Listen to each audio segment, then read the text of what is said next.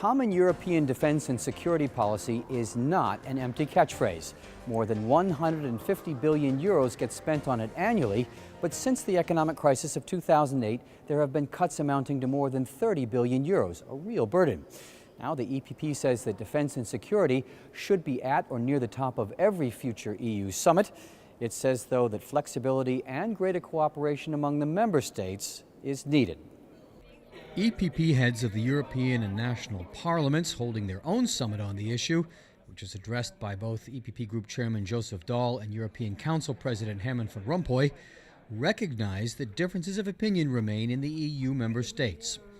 Vice Chairman of the EPP Group responsible for relations with parliamentary groups at the national level is Paulo Rangel.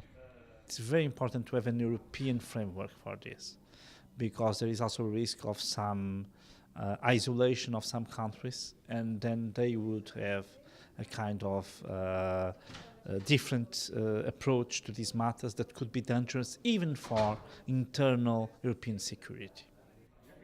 Inigo Mendes de Vigo, Spanish Secretary of State for European Affairs and former EPP Group MEP, said Europe's overall credibility was at stake. In the next European Council, that is December, we are going to concentrate on security and defense. Why? Because I do believe that the European Union will only have a real foreign policy if they have a real security and defense policy. Defense has historically been split between those who want to develop a truly independent European force and those who prefer to rely on NATO backed by a larger U.S. presence on European soil. But now, with the Americans shifting their attentions to the Pacific and demanding that Europe do more and pay more for its own security, there is a renewed feeling of urgency. Arnaud Danjean, EPP Group Chairman of the Committee for Security and Defense, was asked if Europe was capable of speaking with one voice eventually. It should be. It should be able and willing. The problem we face is we do not have the same will and the same capability at the same time, all of us. So that's probably the main challenge we have to face in the coming years. I think anyway that there are more and more states that are aware that if we continue that way, we will totally decline, strategically speaking.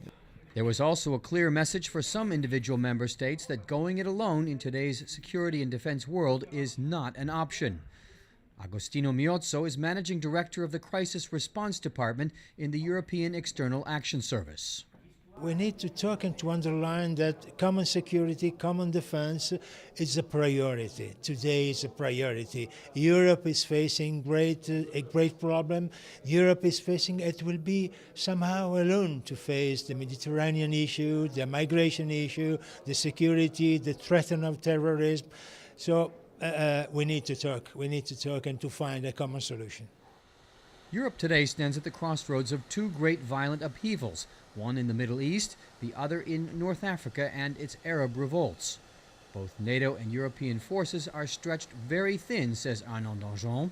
He cited the examples of African Mali, separated only by Algeria from Europe, and Afghanistan, 10 borders removed.